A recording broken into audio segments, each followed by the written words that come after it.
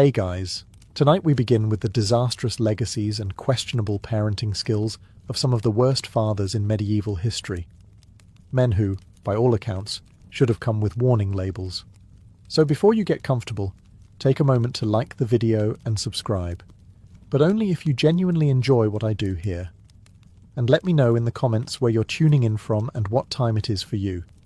It's always fascinating to see who's joining us from around the world. Now dim the lights, maybe turn on a fan for that soft background hum, and let's ease into tonight's journey together. You might know King John as the villain in every Robin Hood story ever told. But what you may not know is that he was also a world-class contender for least emotionally available father of the 13th century. And that's saying something in an era where parenting was mostly yelling and arranging strategic marriages before your kid hit puberty. John ascended the English throne in 1199, and within weeks he managed to alienate pretty much everyone.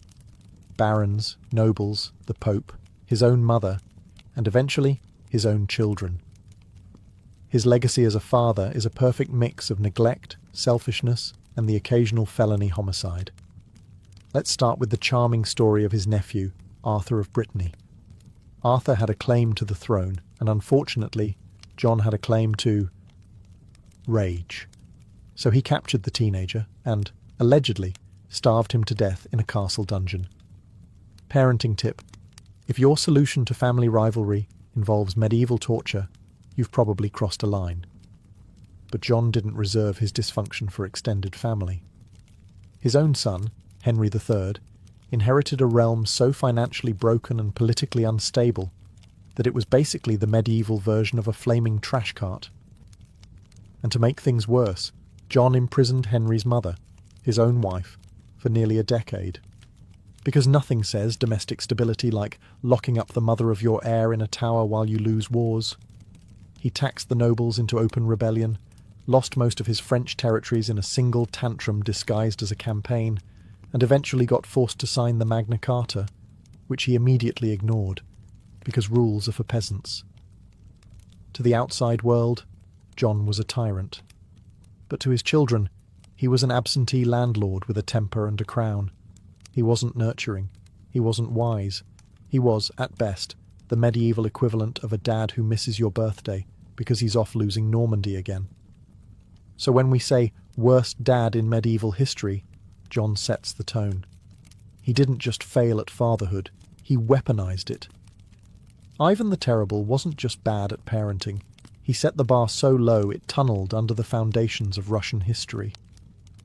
Ruling as the first Tsar of all Russia in the 16th century, Ivan started his reign with ambition, reform, and decent PR. But by the time his children were old enough to talk, he had already entered his paranoid tyrant phase. It involved mass executions, secret police, and what modern experts would gently describe as deep trust issues. He fathered several children, but his relationship with his eldest son, also named Ivan, was the kind of disaster that makes modern therapy bills look like charity. The two had a famously tense relationship. The younger Ivan was smart, competent, and popular, which, in Ivan the Terrible's book, translated to deeply suspicious. Things came to a literal head in 1581, when father and son got into a heated argument. The reason? Ivan the Terrible had violently attacked his pregnant daughter-in-law, the younger Ivan's wife, for wearing inappropriate clothing, aka existing without his royal permission. The younger Ivan confronted him. Words were exchanged, voices raised. Then, in true overkill fashion, the elder Ivan struck his son across the head with his scepter in a fit of rage. His son fell, bleeding, dying. There's even a painting of the moment. Ivan cradling his son's lifeless body, wide-eyed in horror, finally realizing that maybe yelling less and not hitting your children with a metal rod might have been a better move. This was not just the death of a son. It was the death of Ivan's political future. His remaining heirs were weak and unfit to rule, setting the stage for the time of troubles, which is as fun as it sounds. Russia descended into chaos, famine, and succession crises, all because Dad couldn't keep his temper in check. Ivan's guilt didn't make him a better father. If anything, it made him worse. He doubled down on executions, imprisonments, and general psychopathy until his own death in 1584, which came, fittingly, while he was playing a game of chess. Probably cheating. In the medieval dad rankings, Ivan gets full points for drama, 0 for nurture, and a Lifetime Achievement Award in royal overreaction. Peter of Castile, also known as Pedro the Cruel, or, if you're feeling extra diplomatic, Pedro the Just, was the kind of medieval father who made sure his kids learned 2 lessons early. 1. Don't trust anyone, and 2. Your dad might literally stab your uncle over dessert. Peter ruled Castile in the mid-14th century, a time when royal family reunions were already tense without the added complication of surprise executions. He came to power as a teenager and quickly developed a reputation for mixing cold political calculation with impulsive bloodshed. Basically, imagine if your dad was both a chess master and a chainsaw. His parenting style? Let's call it low affection, high body count. Peter had numerous children by multiple mistresses, which, for a medieval king, was like collecting Pokemon. Expected, vaguely impressive, and ultimately not that useful if you couldn't remember their names. The problem was, Peter didn't treat them like heirs. He treated them like political scratch-offs. Maybe you'll get a treaty, maybe you'll get a dagger. His greatest contribution to bad parenting, though, was his relentless obsession with destroying his half-brother, Henry of Trastamara. Instead of doing what most medieval dads did, ignore their siblings and drink, Peter opted for war. Actual war. He blamed Henry for treason, conspiracies, and the general misalignment of the stars. And he didn't stop at petty insults. In a real family dinner gone wrong moment, Peter personally stabbed another half-brother, Fadrique, during a staged reconciliation. Let's hug it out apparently meant, let me hug you, with a sword. So where does this leave his kids, scattered, disinherited, or imprisoned? Some were declared illegitimate, others were married off like unwanted fruit baskets. One was even tossed into prison by Peter's enemies after Peter's death, just to keep the tradition of generational trauma going strong. None of them got the throne. That went to his arch-enemy and half-brother Henry, the one Peter spent his life trying to kill. Poetic? Yes. Avoidable? Also yes. Peter didn't just fail as a father. He turned fatherhood into a blood sport. Emperor Basil I had one of those glow-up stories that sounds inspiring until you realise it ends in multiple stabbings and a deeply confusing family tree. Born a peasant in 9th century Macedonia, Basil rose through the Byzantine ranks thanks to a mix of charisma, physical strength, and the occasional suspicious disappearance of his rivals. At first, it seems like a rags-to-riches story, stable boy to emperor. But somewhere along the way, Basil read the parenting manual upside down and decided that emotional bonding was optional, and assassination was just advanced family planning. Let's start with his rise. Basil cozied up to Emperor Michael III, allegedly becoming his wrestling partner, bodyguard, and possibly his lover. History gets a little blurry there. Michael eventually made Basil co-emperor, which was generous, if not fatally optimistic, because shortly after, Basil returned the favour by murdering Michael in his sleep and taking full control of the empire. Now, this alone doesn't make him a bad dad. That comes later, with Leo VI, Basil's supposed son. And I say supposed, because Basil never quite believed it. Leo was born while Empress Eudokia was still very close with Michael III, which led Basil to do what any paranoid emperor would do, raise the boy with a toxic mix of suspicion, rage, and emotional detachment so thick it could be used to build fortresses. Basil constantly undermined Leo, publicly questioned his legitimacy, and basically made every father-son interaction feel like a live episode of Who's the Real Dad? Medieval edition. When Leo tried to study philosophy, Basil banned books. When Leo showed signs of leadership, Basil responded by imprisoning his friends and treating him like a political threat, instead of, his child. And then, to top it all off, Basil had Leo's closest advisor tortured just to send a message. That message being, "I am deeply unwell and should not have children."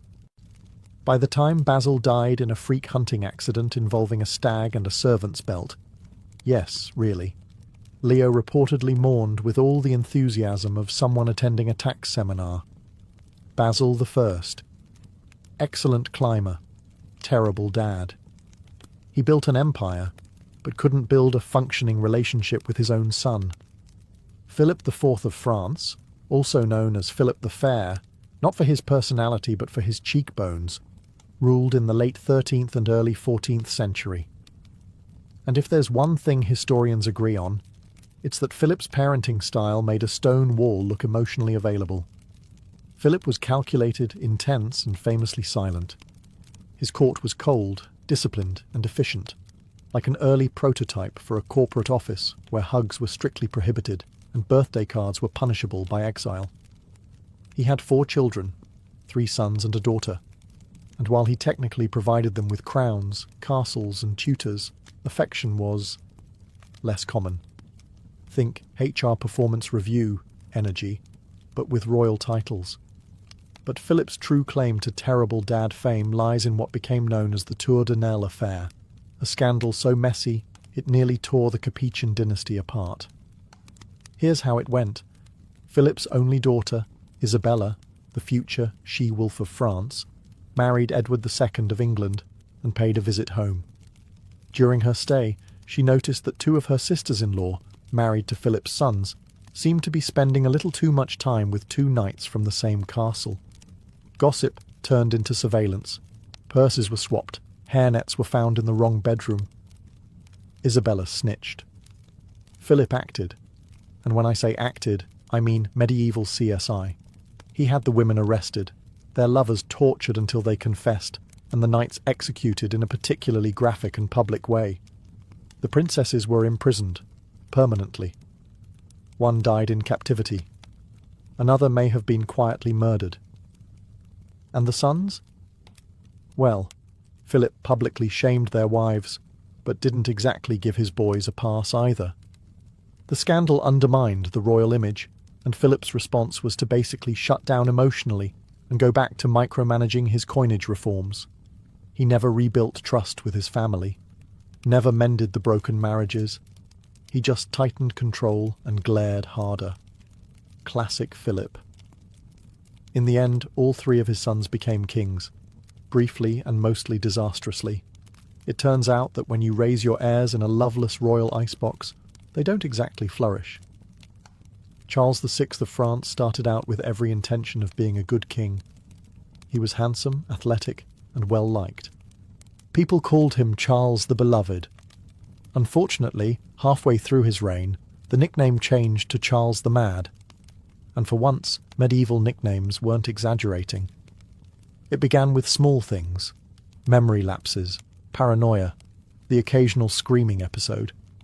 Then came the infamous incident in 1392, when Charles suddenly turned on his own knights during a march and tried to murder them in the forest.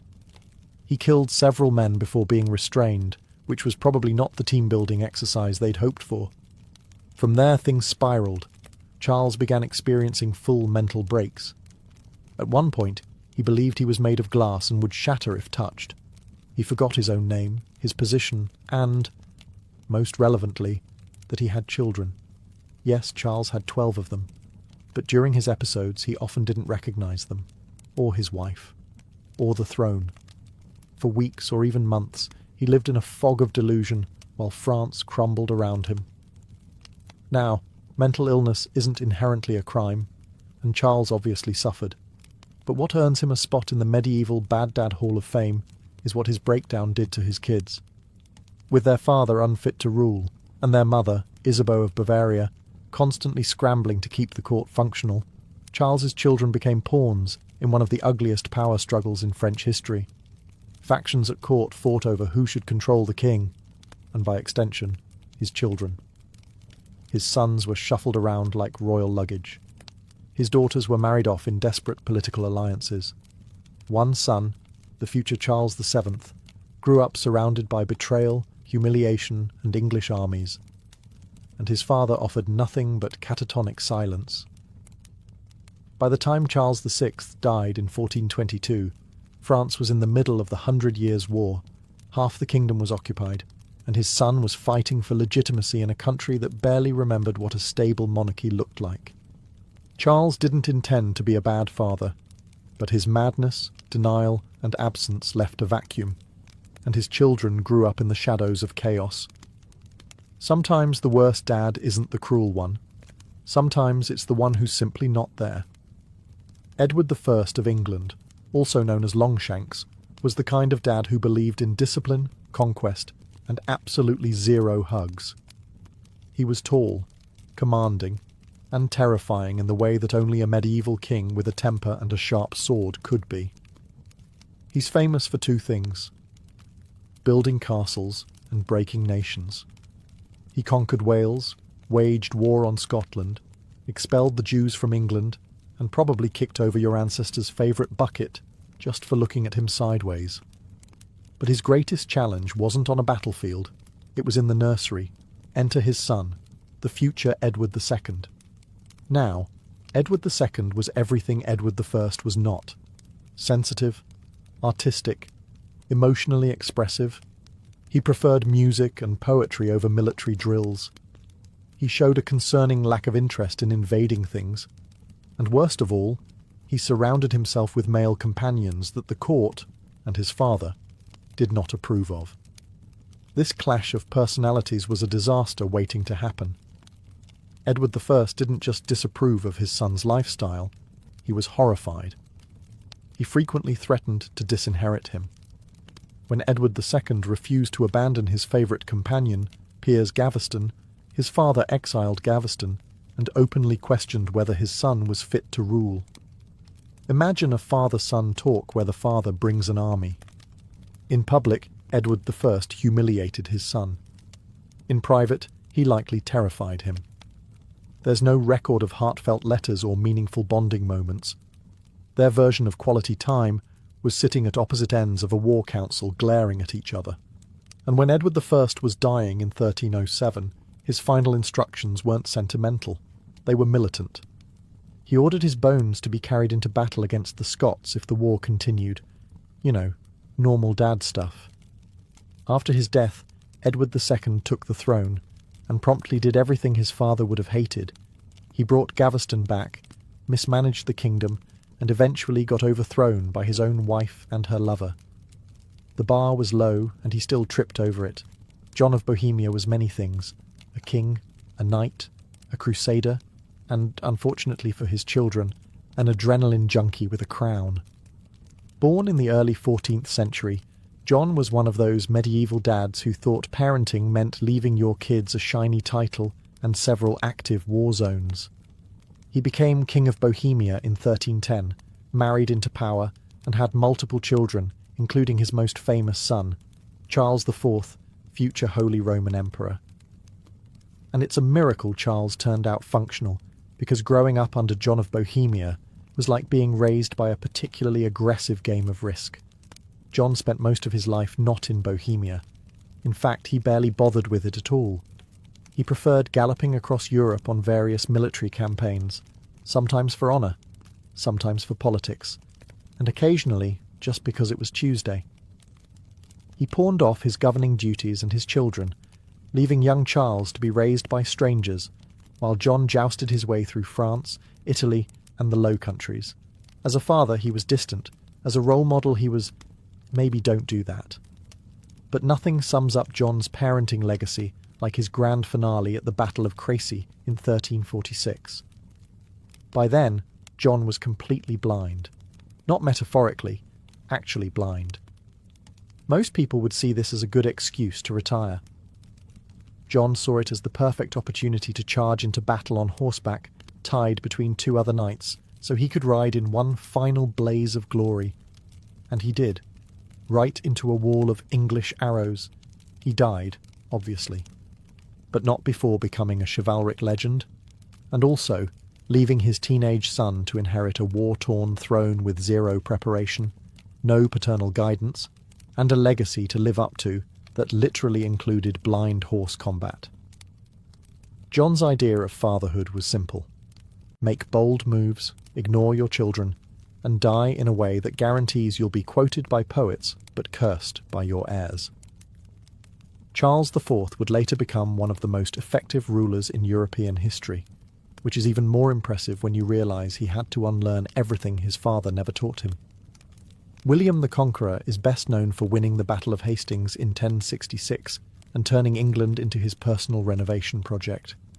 But while he was busy rewriting British history, he also managed to write one of the more dysfunctional chapters in medieval fatherhood. Born illegitimate, the son of a duke and a woman politely described as not his wife, William rose to power the hard way, through war, intimidation, and a deeply repressed sense of affection. He didn't hug. He conquered. He had at least 9 children with his wife Matilda, including 4 sons who all, at some point, wanted to be king. Unfortunately, William only had one throne and an intense inability to communicate without shouting.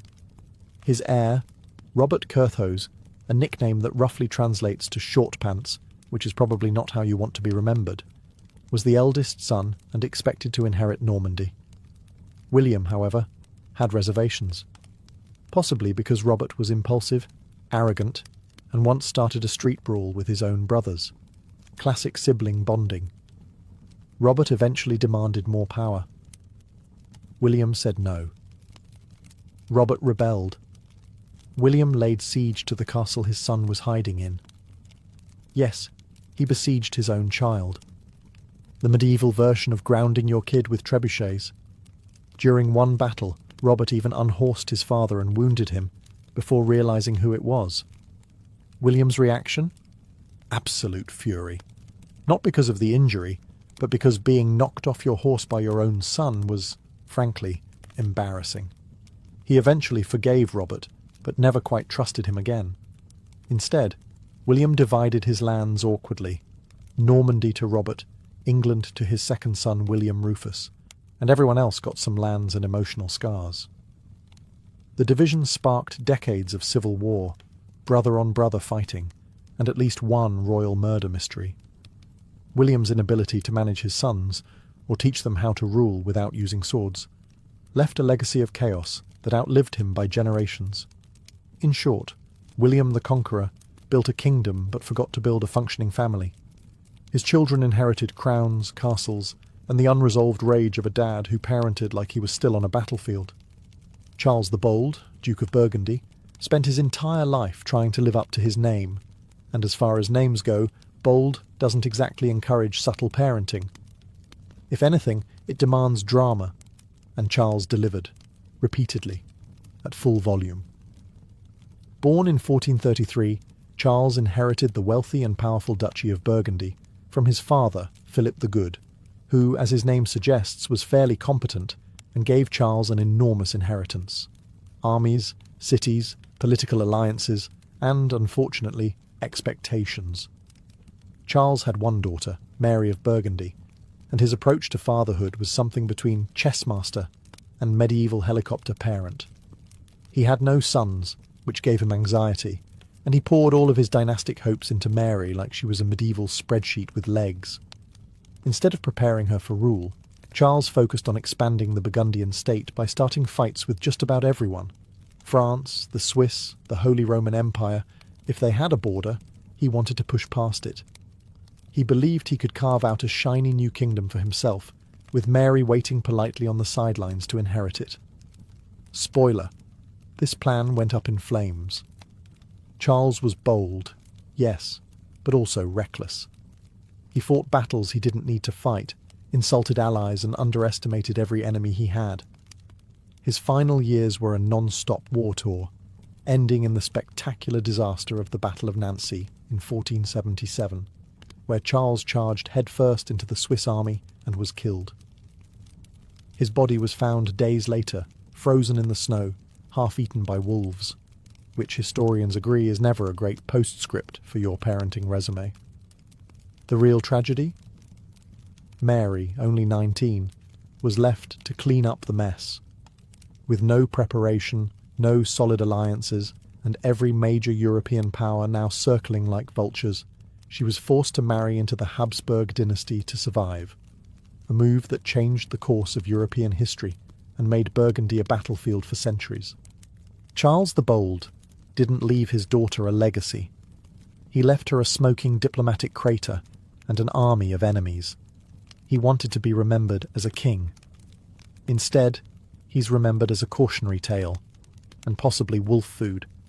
If Alfonso XI of Castile had been alive today, he'd have his own reality show, something like Keeping Up with the Illegitimates, or The Royal Bachelor, Iberian edition.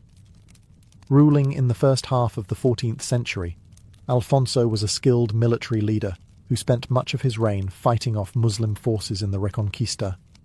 On the battlefield, he was decisive and effective. At home, however, he was decisively disastrous as a father, especially if your name wasn't Leonor of Guzman. Let's explain. Alfonso married Maria of Portugal, a proper royal match designed to keep Iberian alliances clean and politically efficient. But Alfonso had zero interest in his wife. He had another woman in mind, Leonor of Guzman, a noblewoman who quickly became his mistress, his confidant, and, eventually, the mother of 10 of his children. 10, not 2, not 4, 10. He was building his own soccer team on the side. These were not hidden children either. Alfonso flaunted them at court. He gave them titles. He gave Leonor estates. He treated the whole thing like a medieval Instagram feed. Here's me with my mistress. Here's me promoting her sons. Here's my actual queen sulking in the background. Maria, understandably, did not appreciate this. The real problem came after Alfonso's sudden death from the Black Death in 1350. His legitimate son with Maria, Peter I of Castile, later known as Peter the Cruel, spoiler alert, became king at the age of 15 and was furious about his father's favoritism. His first major act? Avenging his mother. Peter had Leonor of Guzman arrested and later executed. Not politely, not discreetly. It was brutal and public. The civil war between Peter's supporters and the children of Leonor, his half-brothers, raged for years. All thanks to Dad's inability to keep family and statecraft in separate bedrooms. Alfonso XI wasn't abusive or absent. He was excessively present in the wrong places. He loved his mistress, adored his illegitimate sons, and left his actual heir with nothing but resentment and a civil war waiting to happen. A strong king, yes, but as a father. Alfonso gets full points for reproduction, 0 for judgment, and a lifetime subscription to medieval family drama. Richard the Lionheart is one of those kings who got way more press than parenting time. Crowned King of England in 1189, he became a living legend for his role in the Third Crusade, all muscle, swordplay, and dramatic poses on horseback. Unfortunately, while Richard was out winning glory in the Holy Land, he also won himself a spot on the list of worst medieval dads, mainly by not even trying. Now technically, Richard never had any legitimate children, which some might say disqualifies him. But let's pause here. Having 0 legitimate kids was his decision. He was married to Berengaria of Navarre for years. They even spent a few days in the same room. But he showed roughly the same interest in her as he did in growing vegetables, distant, theoretical, and completely unwatered. He did have at least one illegitimate son, Philip of Cognac, whom he barely acknowledged and then conveniently forgot when it came to inheritance. A royal son with no lands, no titles, and no public recognition. Welcome to Richard's brand of fatherhood, absentee with a side of awkward silence. But let's say you count his role as uncle, brother, and son. Even there, Richard was a master of betrayal. He rebelled against his father, Henry II, tried to outmaneuver his brothers, and left the English treasury so drained by crusade spending and ransom payments that his brother John had to squeeze the peasants dry just to keep the lights on. In fact, while Richard spent only about 6 months of his 10-year reign actually in England, he did manage to drag the entire kingdom into his personal military fantasies. He may not have raised children, but he treated the nation like one. spoiled, ignored, and left to clean up after his messes. Philip of Cognac, his illegitimate son, disappears from history not long after Richard's death. No title, no land, no mention. Just another royal shadow forgotten by a father too busy being immortalised in tapestries. So yes, Richard could lead armies, inspire legends, and pose on coins like a god. But as a father, he couldn't even be bothered to write a will. If you combined Machiavelli with an overbearing helicopter parent and gave him a crown, you'd get Louis XI of France, a man so paranoid he preferred sending letters by carrier pigeon because he didn't trust human messengers. You know, perfectly normal dad energy. Louis ruled in the 15th century and is best known for turning France into a centralised bureaucratic machine run by spies, bribes and threats whispered behind closed doors. He wore plain clothes to seem modest, but don't be fooled. He was pulling every string in the kingdom like a royal puppeteer with trust issues. Now Louis only had one son who survived into adulthood, the future Charles VIII. And let's just say their relationship was less father and son and more warden and hostage. Louis XI feared that Charles would one day challenge his authority. So what did he do? Encourage him? Prepare him for leadership? Of course not. He isolated him. Charles was raised away from court, kept under constant supervision, and given just enough education to read royal decrees, but not enough to write his own. Louis didn't want a successor. He wanted a puppet, one that wouldn't ask too many questions. He forbade Charles from making any political decisions and frequently changed his household staff, just in case they got too friendly.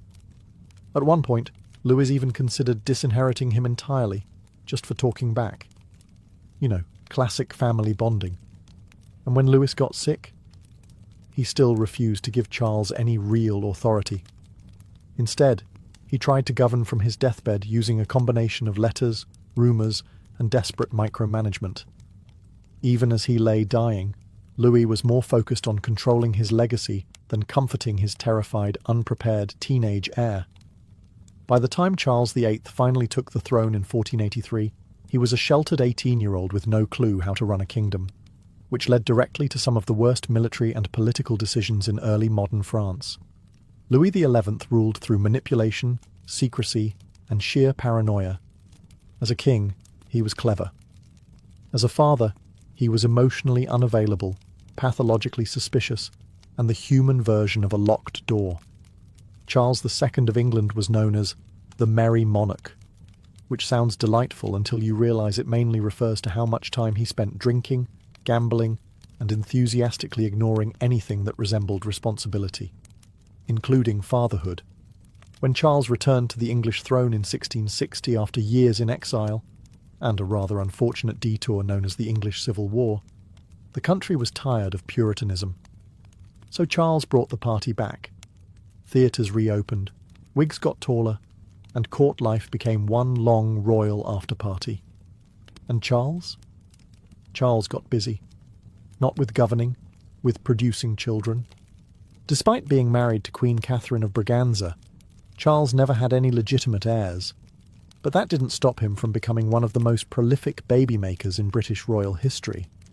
He acknowledged at least 12 illegitimate children from 7 different mistresses, including actresses, duchesses, and one woman who once dressed up as a milkmaid to seduce him, because that was a thing, apparently. But acknowledging them is where his parenting largely ended. He gave them titles, Duke of this, Earl of that, and lavish allowances, then promptly left them to be raised by their mothers or well-paid nannies. Charles treated fatherhood like a real estate portfolio. Diversify, name them something fancy, and check in once a year if they don't cause a scandal. He was known to joke, "I am the father of my people, and of many more." And he wasn't wrong. His sons and daughters populated European courts, stirred up dynastic tensions, and, in at least one case, launched a rebellion. That would be James Scott, Duke of Monmouth, Charles's illegitimate son who decided he deserved the crown and ended up with his head on a spike. Father-son bonding, royal edition. Charles never really mentored his children or prepared them for much beyond lavish titles and awkward paternity footnotes. His legacy as a father was a cocktail of charm, irresponsibility, and vague aristocratic smirking. He ruled during a time of recovery, scandal, and excess, and his parenting style was exactly that: excessive, decorative, and deeply avoidant. Louis XIV didn't just rule France, he embodied it. Known as the Sun King, he turned himself into a living deity in silk heels, shining at the centre of Europe while everyone else orbited him carefully, nervously, and preferably with powdered wigs. He reigned for 72 years, making him the longest reigning monarch in European history. That's a lot of time to build an empire, micromanage nobility, and, most relevant here, mess up your kids. Louis had one legitimate son, the Grand Dauphin, and at least 16 illegitimate children by various mistresses. He later legitimized many of them, because why not hand out nobility like party favours? Now, Louis wasn't an absent father. He was omnipresent. He hovered. He controlled everything. Think less Dad reading you bedtime stories, and more Dad assigning you your political alliances before your voice changes. The Grand Dauphin, Louis's only legitimate male heir, grew up in the most luxurious prison imaginable, Versailles, surrounded by marble, fountains, and spies. Louis didn't trust him with any real power, which is awkward when your job is literally next king. Every time the Dauphin tried to assert himself, Louis would gently remind him who the actual son in the room was, by undermining his decisions, stalling his education, or just flat out ignoring his advice. The Dauphin never ruled. He died before his father, as did the Dauphin's son, and his son. That's right, Louis XIV outlived 3 generations of heirs, partly because he insisted on bottling power so tightly that his family line suffered from emotional anemia.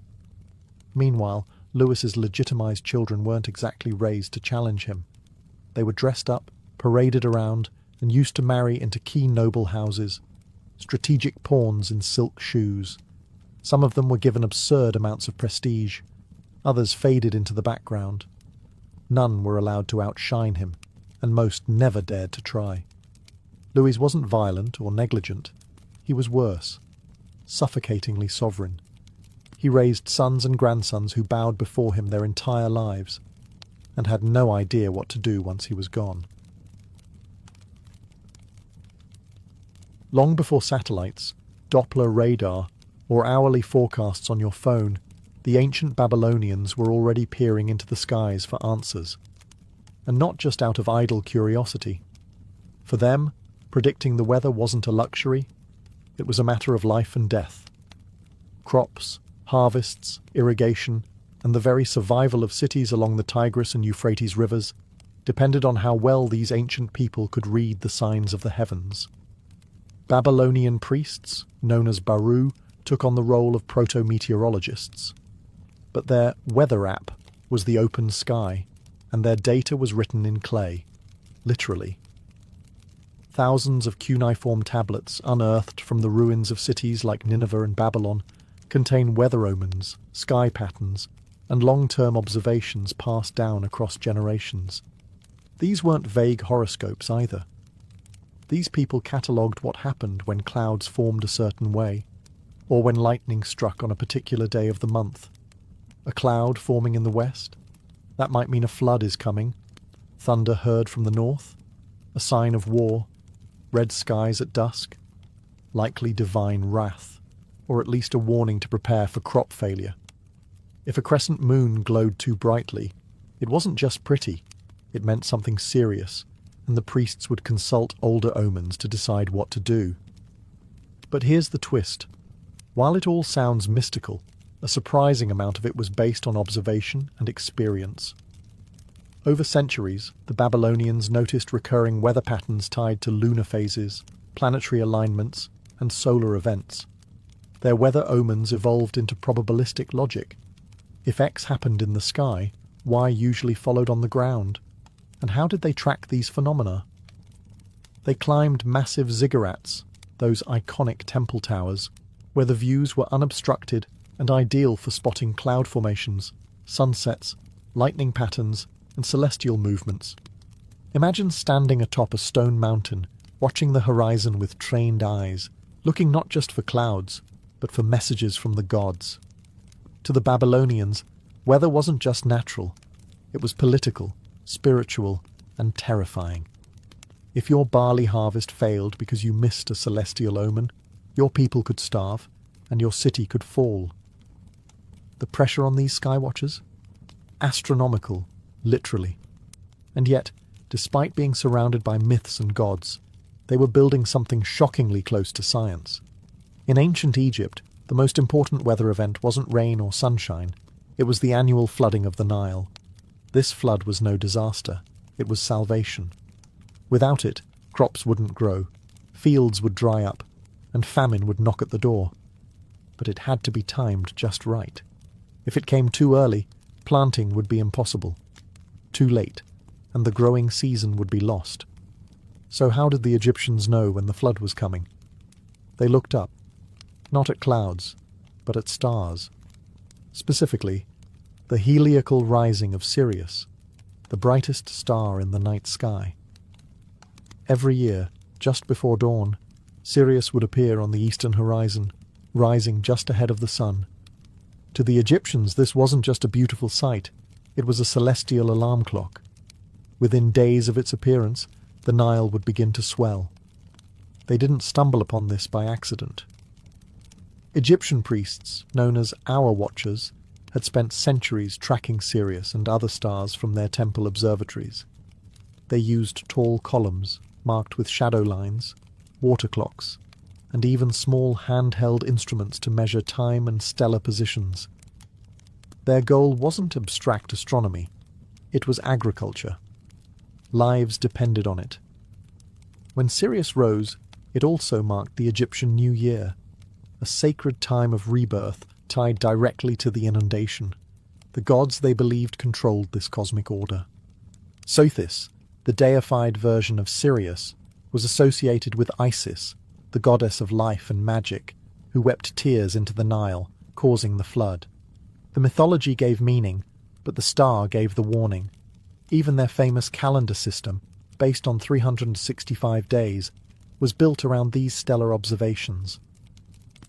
While other ancient cultures obsessed over the moon, Egyptians focused on solar and sidereal time, which allowed them to predict annual cycles with remarkable accuracy.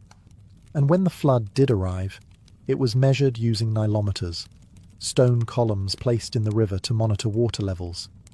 If the flood was too low, priests would warn of famine. Too high, and they feared destruction. But when it was just right, pharaohs held festivals, praising the divine order of the heavens. In short, Egypt didn't rely on weather forecasts.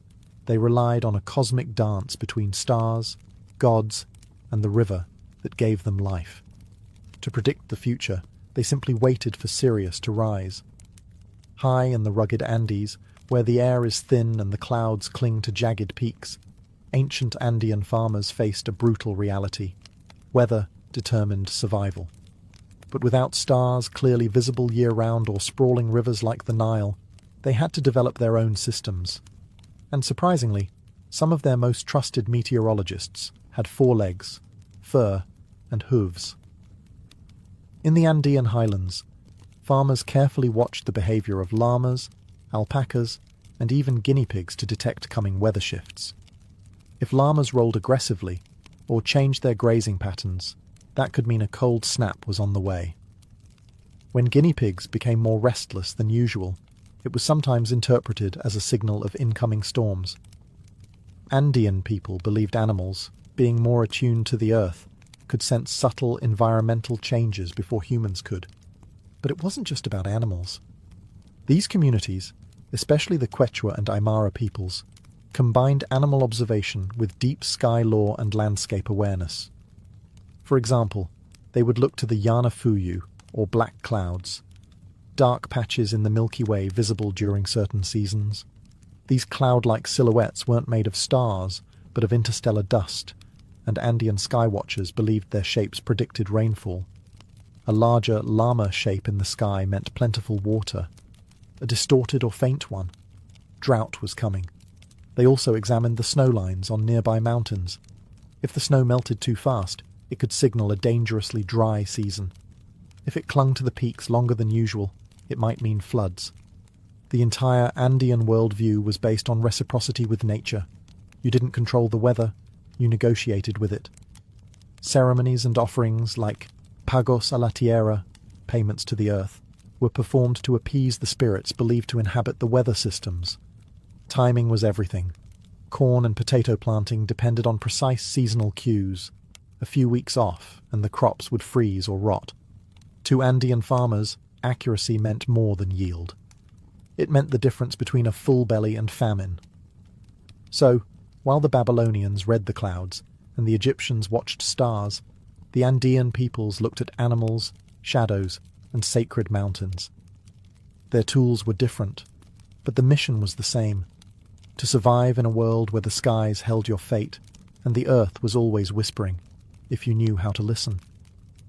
In ancient China, the weather was more than a natural occurrence. It was a reflection of cosmic harmony. The emperor wasn't just a ruler.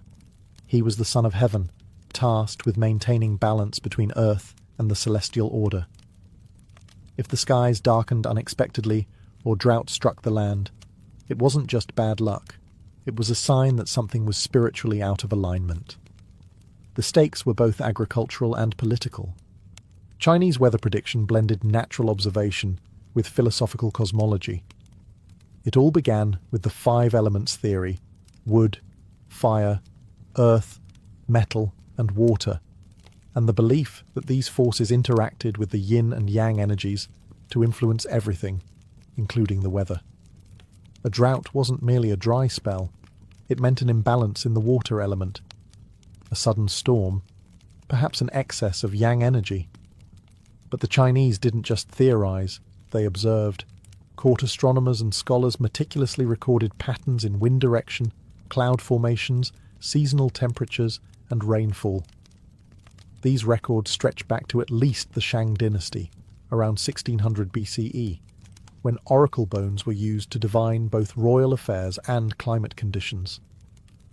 Tortoise shells were cracked in fires, and the resulting lines were interpreted to predict rainfall or storms. Clouds were especially important. The ancient Chinese categorized them, no, not cumulus or cirrus, but as signs of the celestial dragons. Dragons represented the forces of water and weather, especially rain. A curling, snake-like cloud in the east? That meant good fortune and rain. Red clouds at dusk, on the other hand, were often seen as omens of war or unrest. They even developed early meteorological instruments. By the Han Dynasty, they were using water clocks and rudimentary wind vanes. Later on, the Chinese would invent devices like the seismoscope and early versions of the rain gauge, centuries ahead of their European counterparts. And when things went wrong, when floods wiped out villages or locusts followed droughts, it wasn't just a tragedy, it was an existential crisis for the emperor.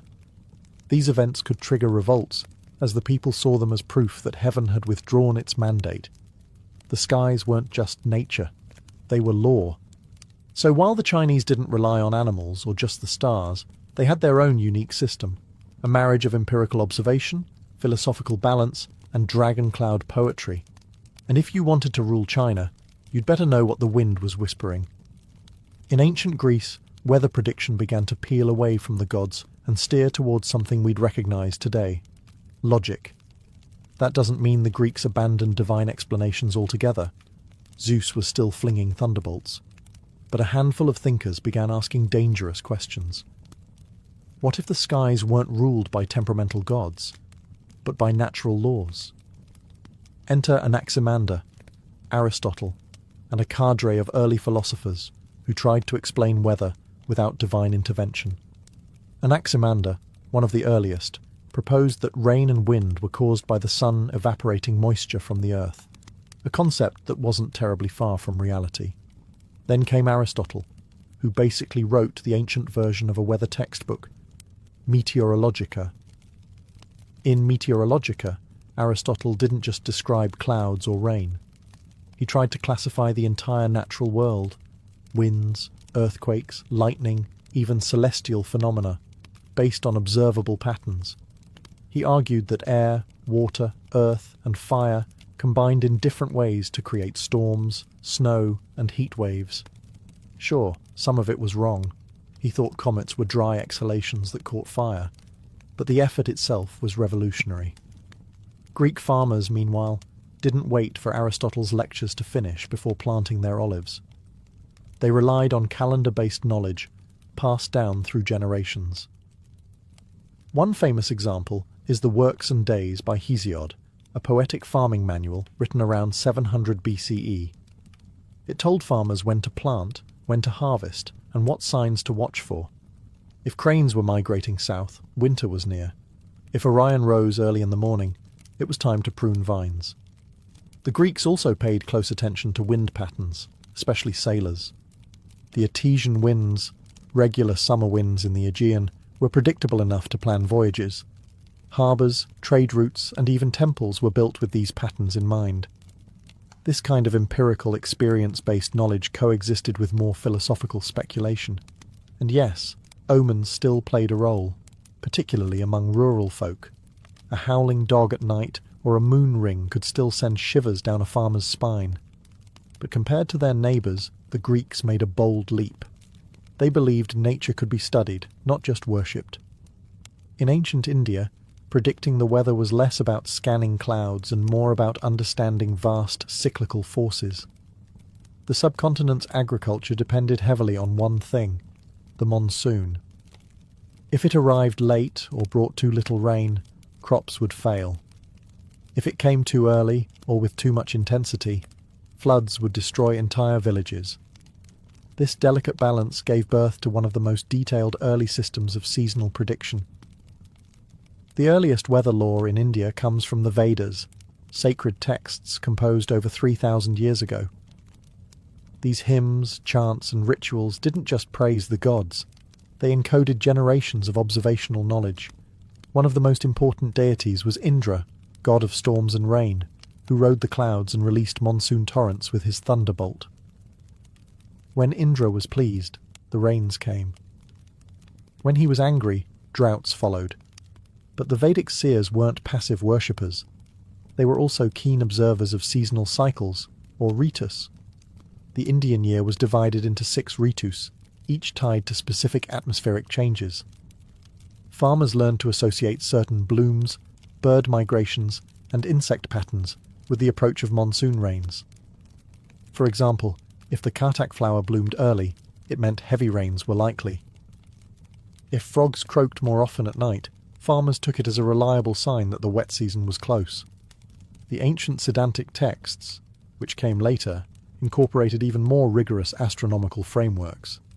Scholars like Varahamihira, writing in the 6th century CE, compiled manuals that blended astrology, star movements, and environmental cues to forecast weather events.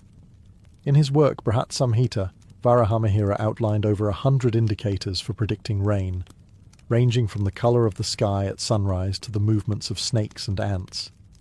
These weren't vague predictions either. Monsoon forecasting involved solar and lunar calendars, the study of planetary conjunctions, and long-term sky watching to find patterns. The goal wasn't just to understand the weather, but to live in harmony with it. Agriculture, temple construction, festivals, and even royal decisions were often timed with these seasonal insights. Across the vast and varied landscapes of North America, indigenous peoples developed deeply localized systems of weather prediction long before any European settler brought a barometer. From the Arctic tundra to the plains, deserts, and coastal forests, Native American tribes tuned into the environment with extraordinary precision. Because when you live off the land, forecasting is survival. There was no single uniform system across tribes, of course. Each community responded to its specific environment. For the Plains tribes, like the Lakota or Blackfoot, watching the behavior of buffalo herds was a key indicator. If the animals clustered tightly or changed grazing routes suddenly, A storm was believed to be imminent. In some cases, the way birds flew, particularly geese, hawks, or ravens, was used to predict seasonal shifts. A low, fast flight often meant a storm was approaching. A high, meandering flight. Fair weather. The Hopi of the American Southwest, living in one of the driest regions on the continent, relied on both astronomy and animal behavior. The sighting of certain insects, like ants building unusually tall mounds, indicated upcoming rain. The Hopi calendar was also guided by the rising of key constellations. The appearance of the Pleiades at dawn signaled the time for planting corn. Like the Egyptians with Sirius, the Hopi used the heavens to guide agriculture. Meanwhile, in the Pacific Northwest, the Tlingit and Haida watched the sea. The colour of the water, the movement of schools of fish, and even the texture of morning fog were all pieces of a natural puzzle. Whales appearing earlier in the season than usual? A harsh winter might be on the way. Salmon running late? A dry summer was likely. Some tribes went beyond mere observation and practiced ritual forecasting, blending spiritual traditions with environmental awareness. In some Iroquois communities, special weather songs were sung to honor the spirit of thunder, while Cherokee shamans interpreted cloud shapes during sacred ceremonies to determine the next planting period. What united all these approaches was intimacy with nature. This wasn't weather prediction in the modern scientific sense. It was weather relationship. Observation wasn't separate from belief. It was part of a reciprocal worldview where humans, animals, and the sky were all family. Far from any continent scattered across the vast Pacific, the ancient Polynesians developed one of the most astonishing systems of environmental navigation and weather forecasting the world has ever seen. These seafaring people didn't just predict weather for farming. They did it while sailing thousands of miles in open canoes, with no instruments, no maps, and no written language. How did they survive? They read the ocean like a book. Polynesian navigators, or wayfinders, trained from childhood to notice subtle changes in wind patterns, wave refraction, cloud formations, and even the flight paths of seabirds. A skilled navigator could tell a storm was coming, not from thunderheads or dark skies, but from how the swells under the boat shifted slightly in rhythm. A sudden change in the scent of the air or the colour of the horizon might mean a squall was approaching. Clouds were also crucial. Certain types of clouds, like cumulus clouds that formed over islands during the day, were used not just for locating land, but for anticipating local weather. If the cloud had a sharp vertical shape in the morning, it might mean clear skies. If it flattened and darkened toward evening, rain and rough seas could follow. And then there were the stars. Polynesians didn't just stargaze for beauty, they memorized the entire celestial sphere, learning dozens of star paths that helped them judge their location and orientation. But those same stars also gave hints about the seasons. When Antares rose just before dawn, it signaled the approach of the cyclone season in parts of the South Pacific. Star risings and settings were carefully correlated with wind shifts and rainfall patterns. Their knowledge wasn't written, it was embedded in chants, songs, and oral stories. Learning to navigate was less about formulas and more about absorbing patterns, repeating them until they became second nature. These living maps included weather signs as part of the route. Even ocean colour was a cue. A sudden shift from deep blue to greenish water might signal a coral reef or shallows, but also warmer currents and increased storm potential. Every detail mattered. Every change in nature was a message. As modern humans scroll through weather apps and glance at satellite images before stepping outside, it's easy to forget that for most of history, the weather wasn't predicted. It was felt, observed, and feared. And yet, across the ancient world, from Babylon to the Andes, people managed to build entire systems of survival from what they could read in the skies, the soil, the stars, and even the animals around them. What united all these ancient forecasting traditions was intimacy. Whether it was a Babylonian priest standing atop a ziggurat interpreting thunder, or an Andean farmer watching a llama's behavior, weather prediction wasn't some distant scientific abstraction. It was personal. It was ancestral. And it was urgent. Modern meteorology, built on physics, data models, and technology, owes a surprising debt to these ancient systems. The Egyptians tied the rising of Sirius to the Nile's flood, essentially discovering a seasonal astronomical trigger. The Chinese tracked wind patterns and categorized cloud types. Indian scholars documented climate behaviors with alarming precision in texts still studied today. Even Aristotle's Meteorologica, despite its flaws, became foundational in Western thought for centuries. But perhaps the most enduring lesson from the ancients isn't about accuracy, it's about attunement. These civilizations didn't just predict the weather, they respected it. They wove it into religion, ritual, poetry, and politics.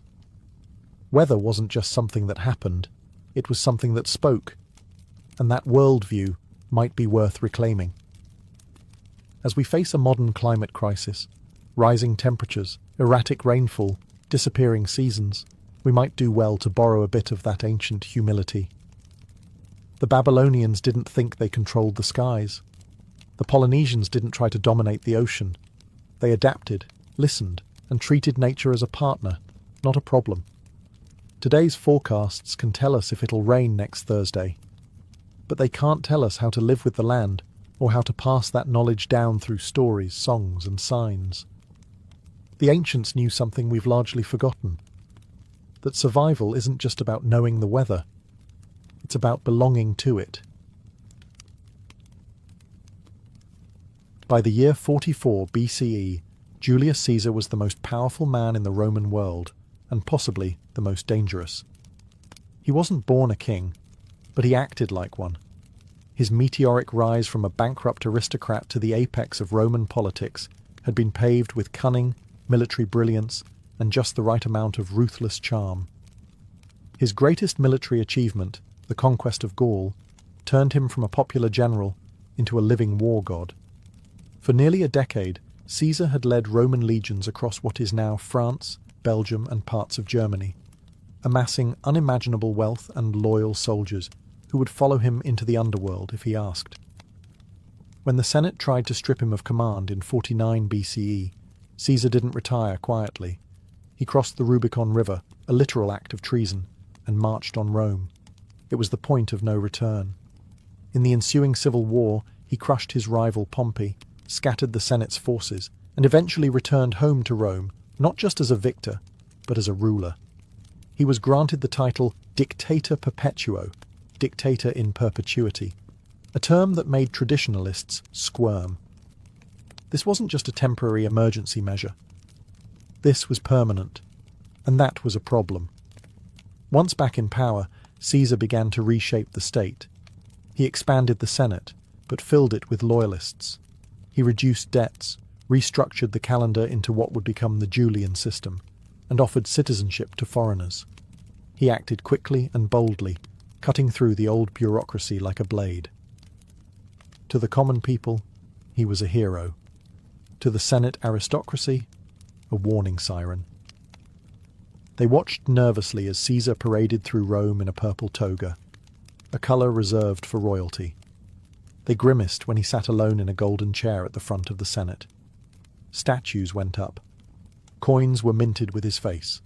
Priests declared him a living god.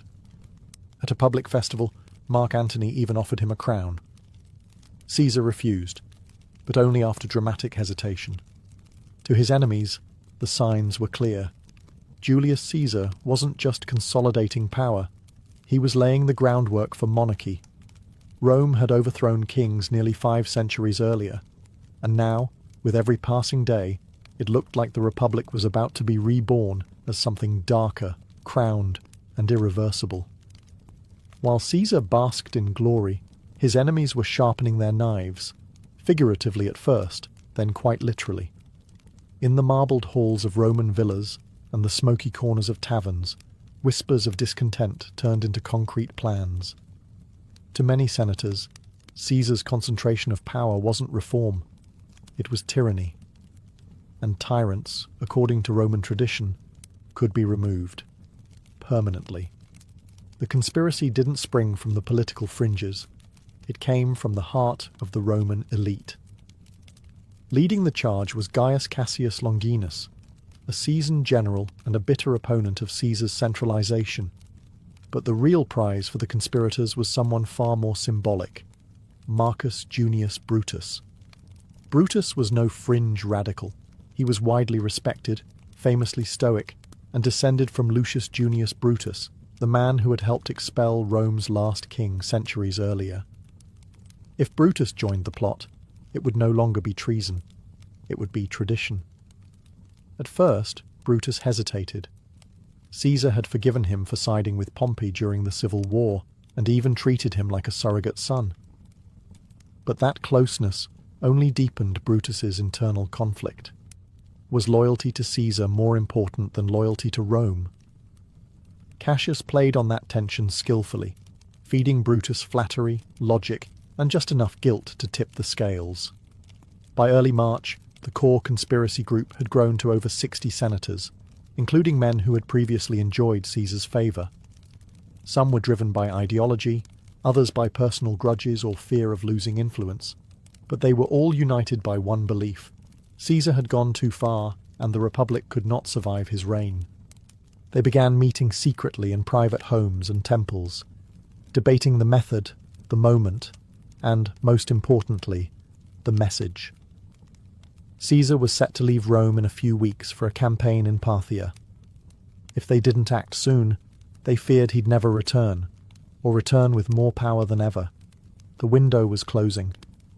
A public assassination would be risky, but it would also be symbolic.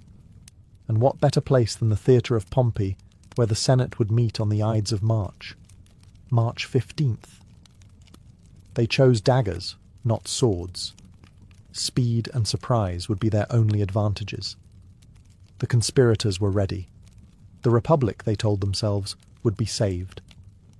What they didn't know is that they were about to plunge it into blood, chaos, and civil war.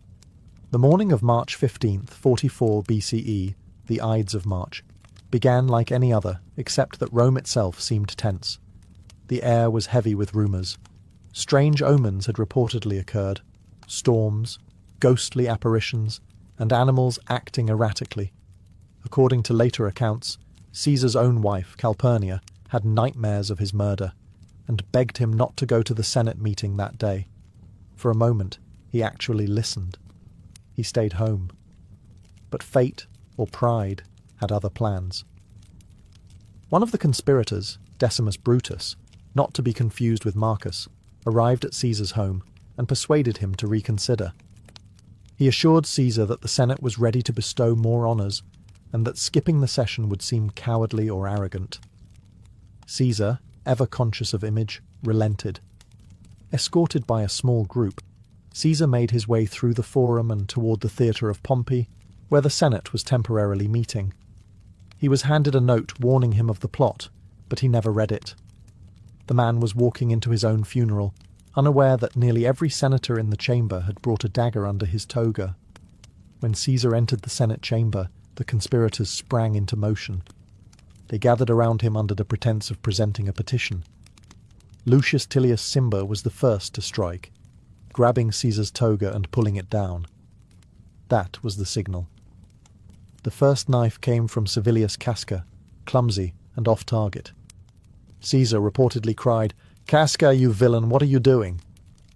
Before realizing it wasn't a single attack, it was an ambush. More blades followed. Senators swarmed him, stabbing wildly, hitting not just Caesar, but occasionally each other. The frenzy of violence had begun. In all, Caesar was stabbed 23 times, though only one wound, likely the one to the chest, was fatal.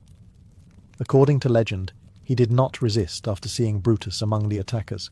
His supposed last words, "Et tu, Brute?" "You too, Brutus?" have become myth, though ancient sources differ on whether he said anything at all. Some say he simply pulled his toga over his face in dignified silence. When the blood settled, Julius Caesar lay dead at the foot of a statue of Pompey the Great, his old rival. It was an eerie twist of fate. The tyrant had been slain. The Republic had been avenged. Or so the assassins thought. When the bloodied body of Julius Caesar hit the Senate floor, The conspirators believed they had saved the Republic. They expected applause, celebration, a grateful Senate, and maybe a statue or two in their honour. What they got instead was panic. As Caesar's lifeless form lay crumpled beneath the statue of Pompey, the chamber fell into stunned silence. Then chaos erupted. Some senators fled in terror, unsure who might be targeted next. Others stayed frozen, unsure whether to mourn or cheer. The assassins, still gripping their daggers, raised bloodied hands and declared they had liberated Rome from tyranny. But outside the chamber, the reaction was far colder and far more dangerous. The Roman people adored Caesar. He was the man who had fed them, entertained them, and promised them land and citizenship. He wasn't just a ruler. He was a populist icon. And now, a gang of elites, many of whom had previously benefited from his rule, had butchered him in broad daylight. There was no trial, no ceremony, just knives and betrayal. The crowd began to grow restless. When the conspirators emerged, expecting cheers, they were met with glares and muttered threats. Even Caesar's enemies didn't quite know how to respond. The Republicans had no clear plan for what came next. There was no successor, no governing council, no roadmap, just a political vacuum. In the hours following the murder, the conspirators retreated to the Capitoline Hill, fearing retaliation.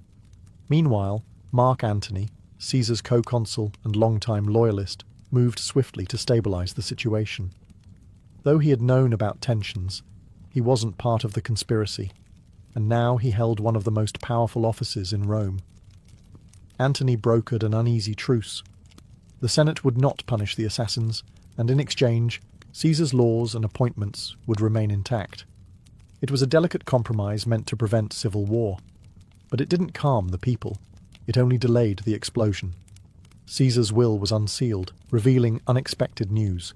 He had posthumously adopted his grandnephew, Gaius Octavius, later known as Augustus, as his heir. And more incendiary still, he had left generous gifts to the Roman citizens. The people were mourning. The assassins had no plan, and two ambitious men, Antony and Octavian, were about to weaponize Caesar's death. The Ides of March had killed a man. But it had awakened something far more dangerous, a power struggle that would tear Rome apart. If Caesar's assassination had stunned the Roman people, his funeral set them ablaze. Just days after the Ides of March, the city gathered in the Forum to mourn their fallen leader.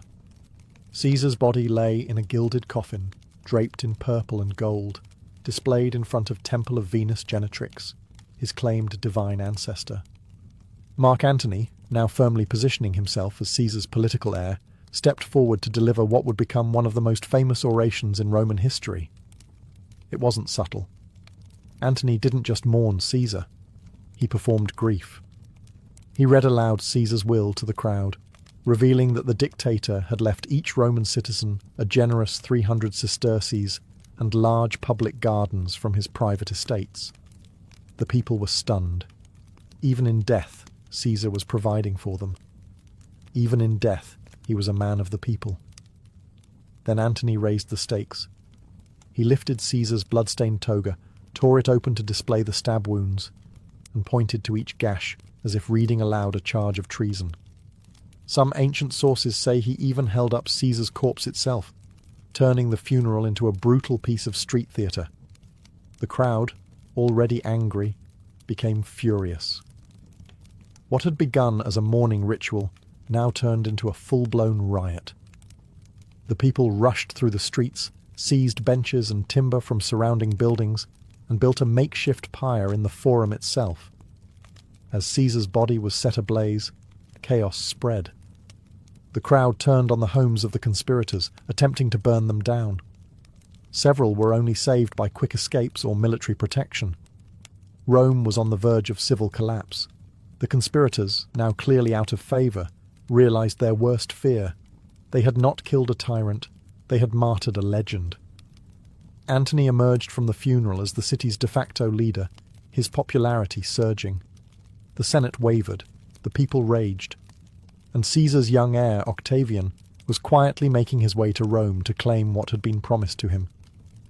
The funeral had not soothed the Republic. It had ignited a firestorm. The Ides of March had been an execution. But the funeral, that was the spark of revolution. Caesar was dead, but his legacy had become immortal, and now it was armed.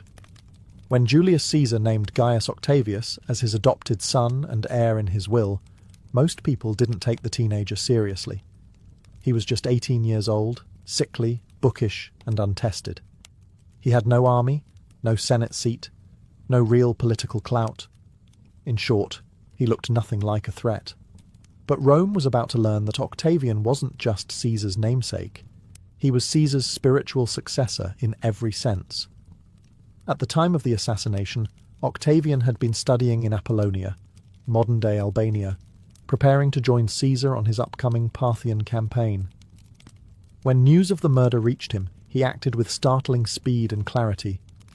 Ignoring advice to stay safe, he sailed straight to Italy and marched toward Rome, not as a general, but as Caesar's son. Not legally yet, but emotionally and politically, he claimed the legacy immediately.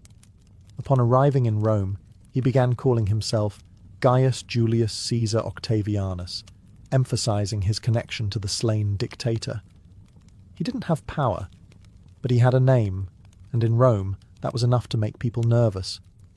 Octavian's first step was claiming the 300 million sesterces left by Caesar in the will.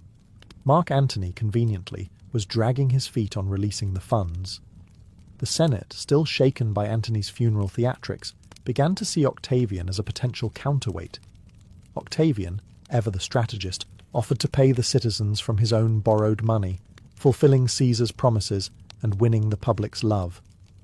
Next, he began courting Caesar's veterans.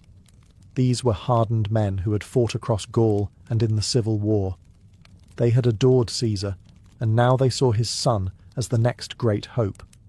Octavian promised them land, money, and revenge. Slowly but surely, his support base grew. Mark Antony, meanwhile, was consolidating power but making enemies, particularly in the Senate.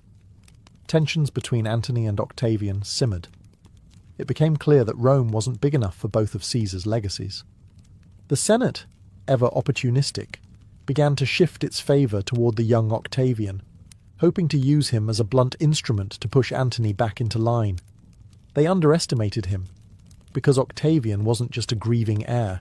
He was a political prodigy, patient, calculating, and utterly ruthless.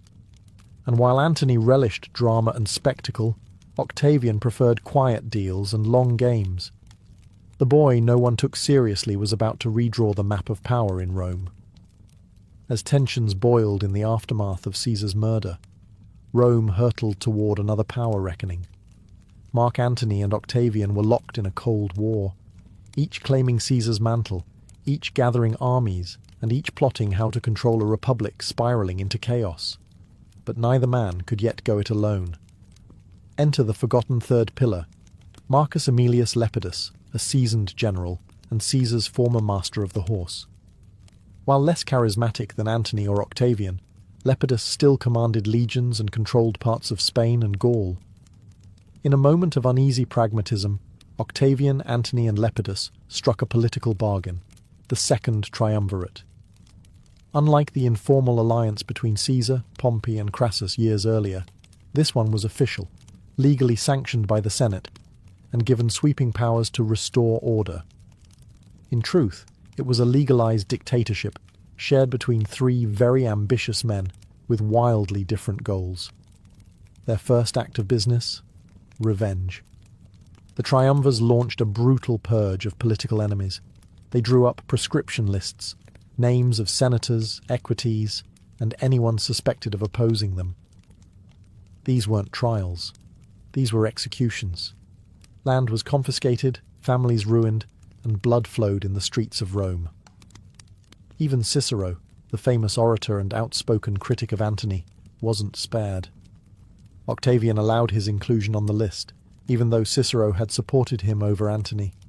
Pragmatism outweighed loyalty. But the real prize was still out of reach, the assassins of Julius Caesar, Brutus, and Cassius.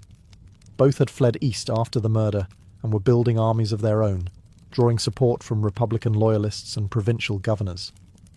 The Republic's defenders were preparing for one final stand against Caesar's heirs. In response, the triumvirs began massing their forces.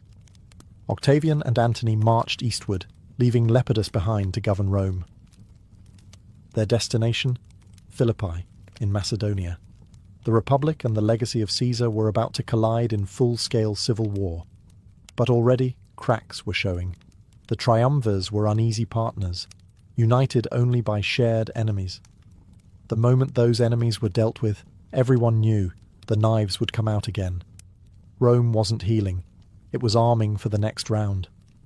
The Republic was dying, not with legislation or reform, but with swords, alliances, and betrayals. Just as Caesar had warned, the die is cast.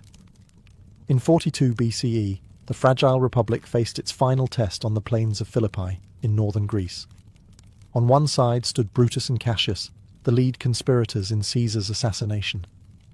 They now commanded a combined force of nearly 100,000 troops, backed by Republican senators and provincial allies. On the other side, the forces of the Second Triumvirate, Octavian and Mark Antony, united by vengeance and ambition. The stakes were colossal. This wasn't just about Caesar anymore. It was about the soul of Rome. Cassius and Brutus had the advantage of position and numbers. They fortified high ground and hoped to outlast their enemies. But Antony, the more seasoned general, proved aggressive and clever. On October 3rd, the first engagement broke out. Antony's forces broke through Cassius's lines. Believing Brutus had also lost, Cassius committed suicide on the spot, using the same sword he'd once turned against Caesar. But Brutus held firm, for a few weeks longer. On October 23rd, the second battle commenced. Brutus, without Cassius, and now heavily outnumbered, made a final stand. His troops fought valiantly, but Antony's cavalry outflanked them. As his army crumbled, Brutus withdrew, and like his co-conspirator, took his own life. His final words, a mix of regret and duty: "Virtue, you were a mere name." The death of Brutus marked the symbolic death of the Roman Republic. The ideal of shared governance, checks and balances, and senatorial rule was buried alongside him. With the victory at Philippi, Antony and Octavian emerged as masters of Rome. But their alliance, already built on necessity more than trust, began to strain immediately. Antony lingered in the east, growing closer to Cleopatra, Queen of Egypt. Octavian returned to Rome, consolidating his power and framing himself as the defender of Roman values. Back in the capital, Octavian pushed land reforms to satisfy Caesar's veterans, reshaped the Senate, and positioned himself as the calmer, more stable voice in contrast to Antony's exotic escapades. The civil wars were not yet over, but the dream of the old Republic was. The Senate was a ghost of its former self, and political power now belonged to those who commanded armies and loyalty. What began with the murder of one man had unravelled an entire system. The battlefield at Philippi didn't just bury Brutus and Cassius. It buried the Republic itself. With Brutus and Cassius dead and the Republic in ruins, Rome was left in the uneasy hands of two victors, Octavian and Mark Antony. But if history had taught the Romans anything, it was this: power never stays shared for long. At first, the Second Triumvirate limped forward. Octavian ruled the west, Antony controlled the east, and Lepidus was pushed into political irrelevance.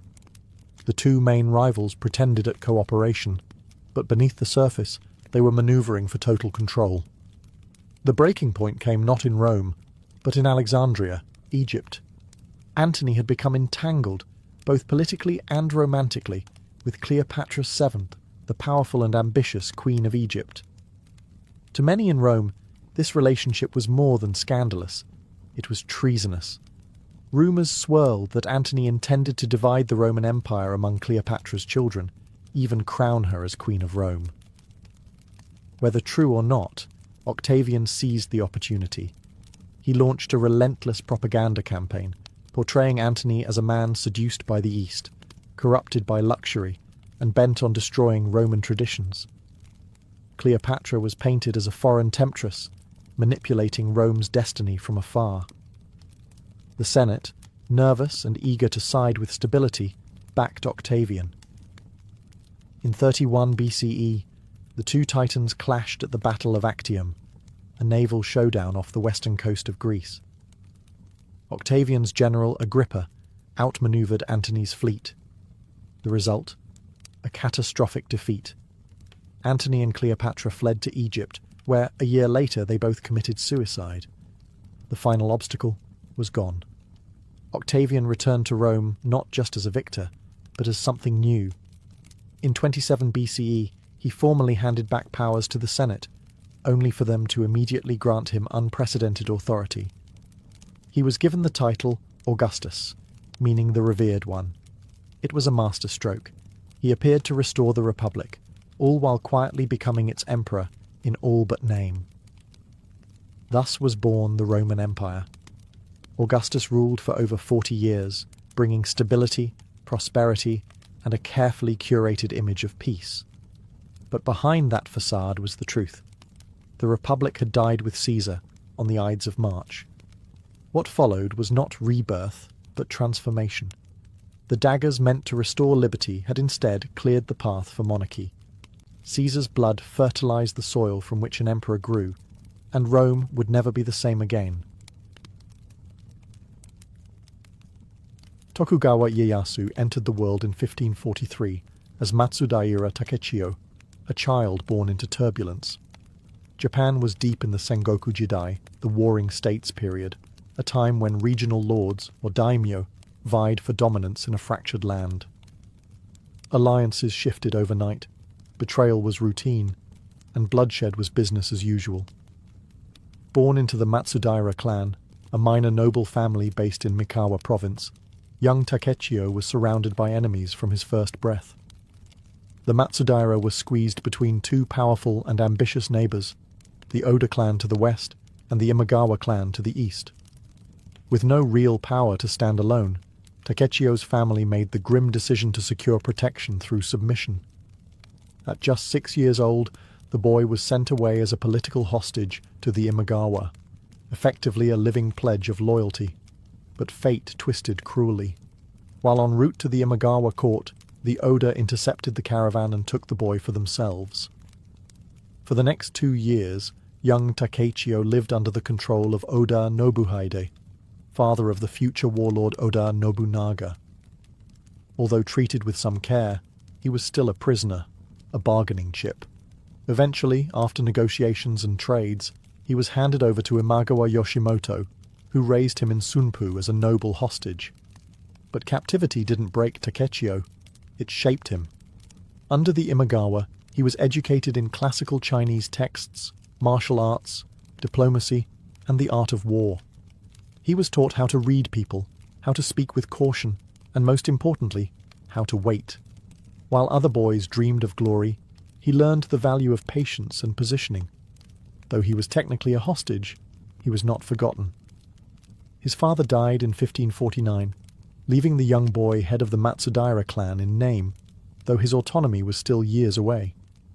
Even in his teens, he began to show hints of the man he would become. Quiet, deliberate, always watching. His childhood was not defined by freedom, but by survival. And in an era where the hot-headed were quickly eliminated, that might have been the best training of all. The boy who was passed from hand to hand would one day hold all of Japan in his own. By his early teens, Matsudaira Takechiyo, soon to be known as Tokugawa Ieyasu, was no longer just a pawn in political games. Though still technically a hostage under the Imagawa clan, he had begun to earn respect as a young warrior. He trained relentlessly in swordsmanship, archery, and horseback riding. He studied strategy, court etiquette, and governance. In 1556, at the age of 13, he underwent his coming-of-age ceremony and took the name Matsudaira Motoyasu. With the new name came new responsibilities and the right to lead men into battle. The Imagawa trusted Motoyasu enough to place him in command of small military expeditions. Despite his youth, he displayed an unusual combination of discipline, caution, and calm. He didn't seek glory in reckless charges. He preferred careful planning and decisive action. He was learning the art of war not through legend, but through experience. And in Sengoku, Japan, experience came with blood. In 1557, Motoyasu married the daughter of Sekiguchi Chikanaga, an Imagawa ally, further cementing his bond to the clan. Yet even as he played the loyal retainer, he never forgot his roots. His domain in Mikawa was technically under Imagawa control, but he still had ties to local retainers and vassals who longed for independence. Motoyasu would bide his time, just as he always had.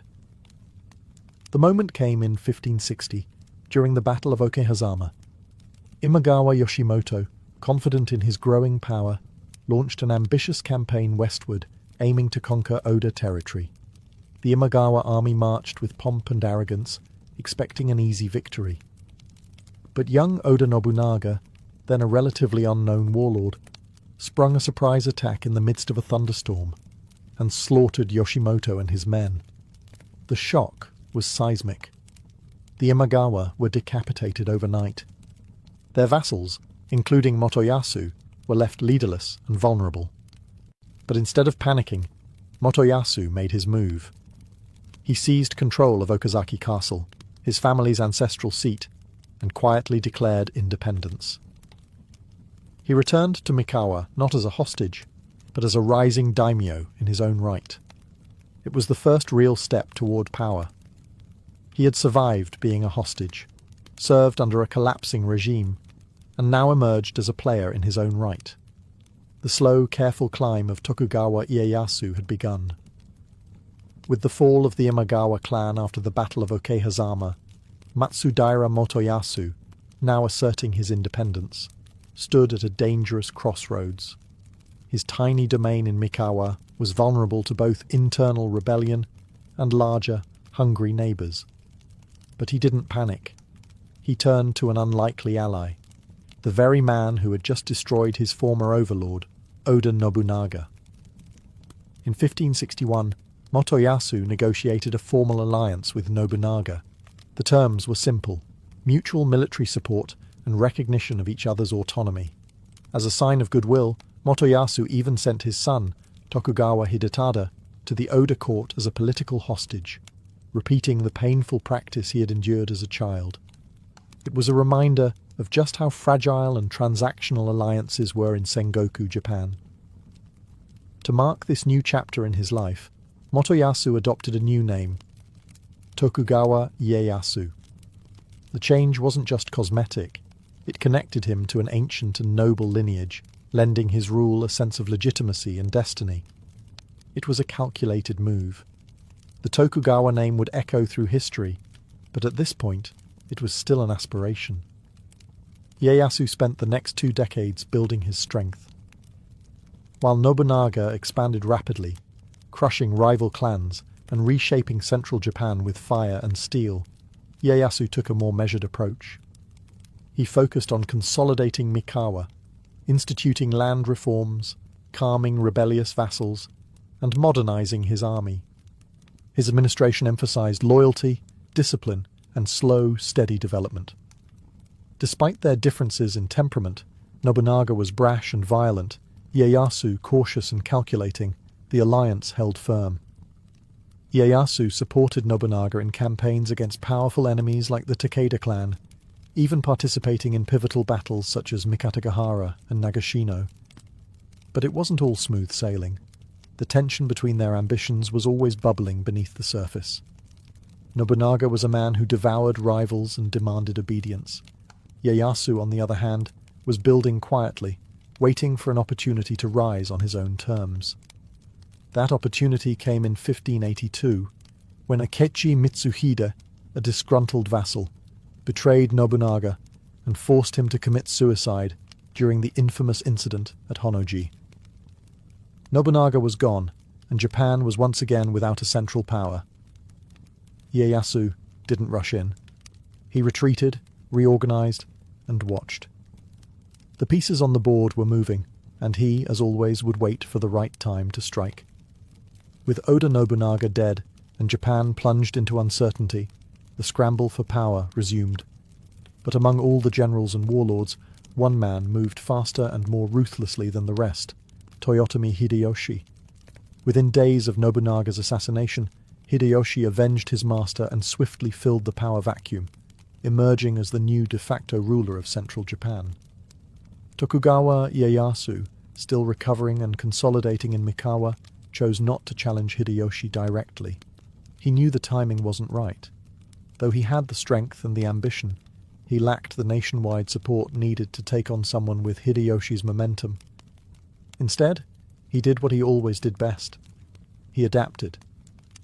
In 1584, tensions between them finally boiled over at the Battle of Komaki and Nagakute. It was one of the few times Ieyasu took a direct military stand against Hideyoshi. While Ieyasu's forces managed a tactical success, the battle ended in a stalemate. Rather than continue the costly conflict, both sides opted for diplomacy. Ieyasu agreed to become a vassal of Hideyoshi in name, but he kept his autonomy. It was a careful balancing act, and Ieyasu pulled it off.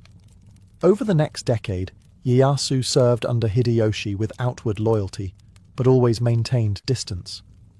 While Hideyoshi focused on ambitious projects like the Kyushu and Odawara campaigns, and later the disastrous invasions of Korea, Ieyasu quietly strengthened his own position. He expanded his influence into the Kanto region, relocated his base to Edo, modern-day Tokyo, and reorganized his domain into a fortress of future ambition. Ieyasu also kept a close eye on Hideyoshi's succession plans. Hideyoshi had no adult heir, and his young son, Hideyori, was barely a child when born in 1593.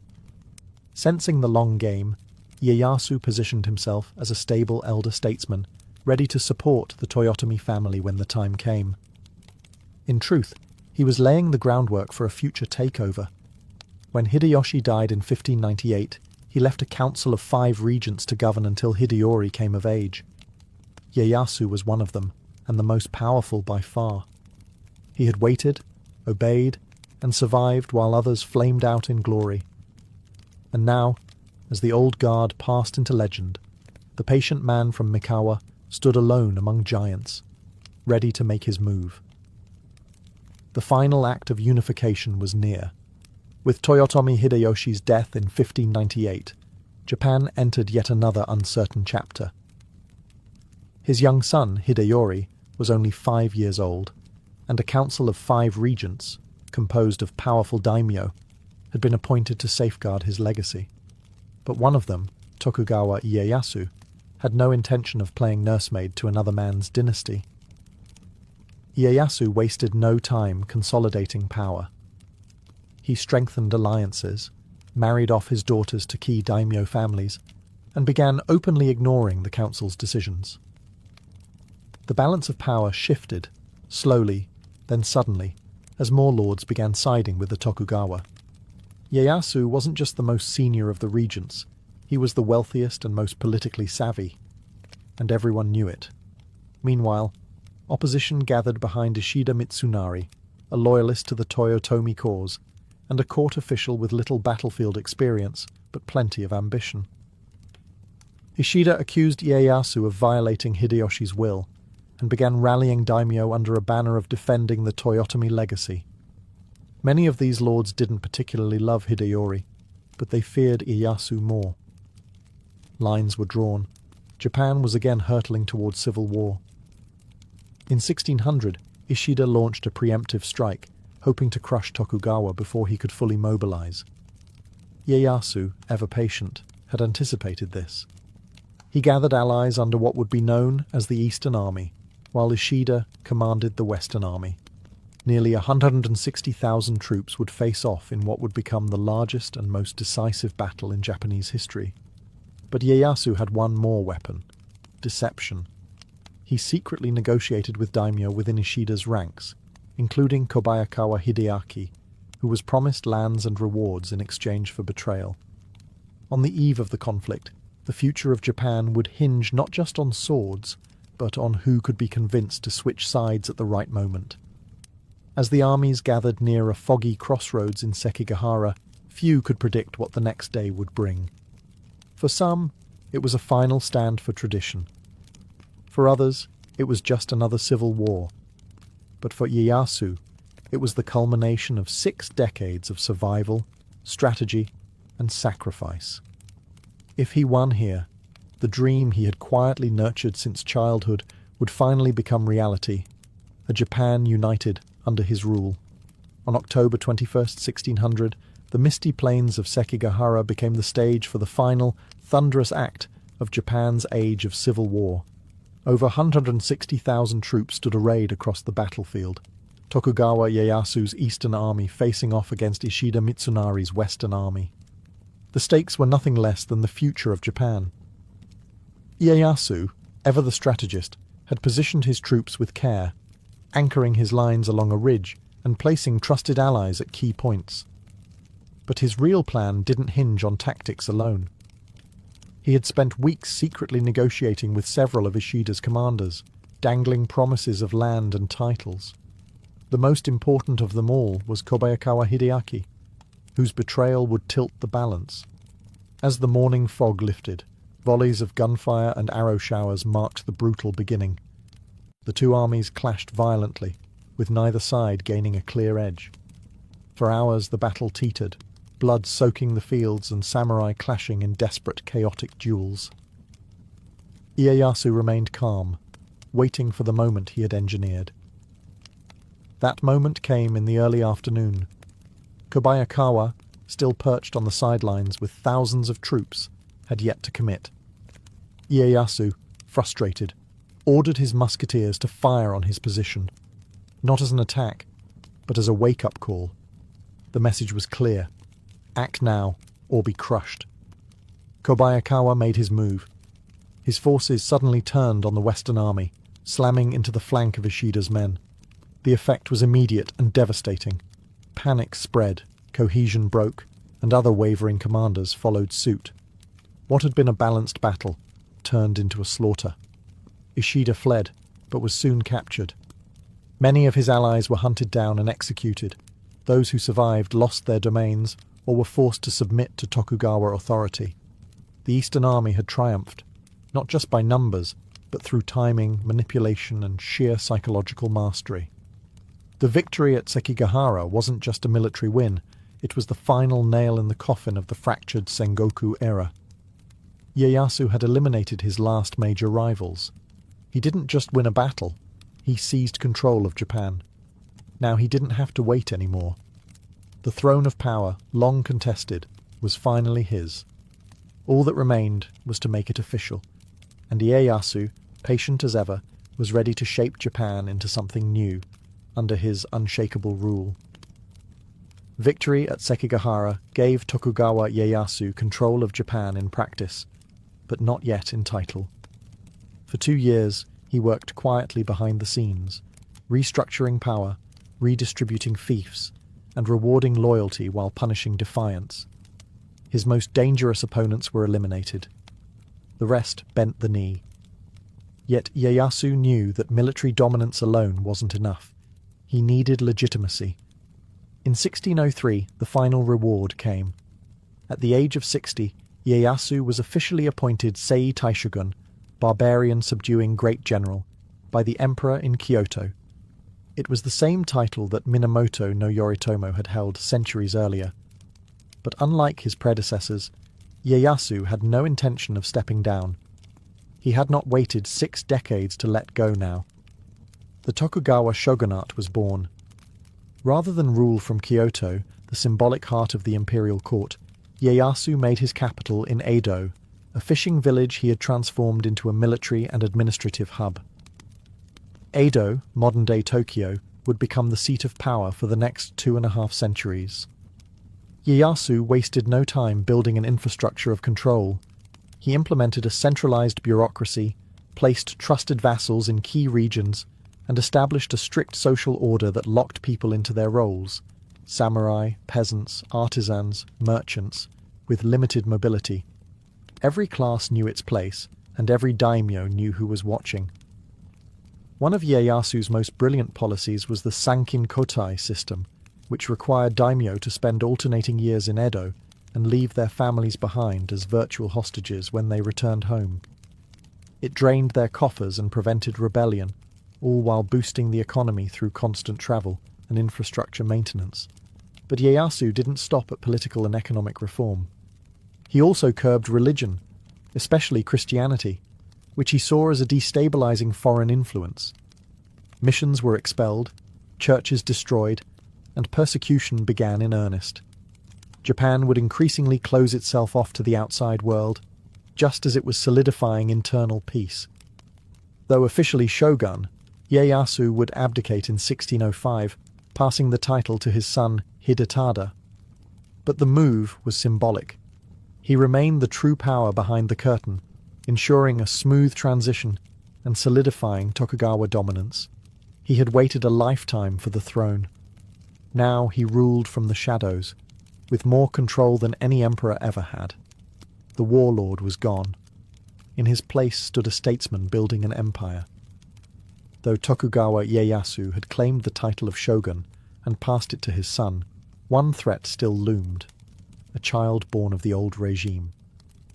Toyotomi Hideyori, the son of the late Hideyoshi, had grown into adulthood, and with him a potential rallying point for those still loyal to the Toyotomi legacy. He lived in Osaka Castle, the strongest fortress in Japan, surrounded by a growing circle of discontented ronin, former retainers, and anti-Tokugawa factions. Ieyasu, now in retirement but still the real power behind the shogunate, watched this with deep suspicion. Publicly, Hideyori had done nothing overtly rebellious, but rumors swirled. Disaffected samurai travelled to Osaka. The castle stocked supplies and weapons.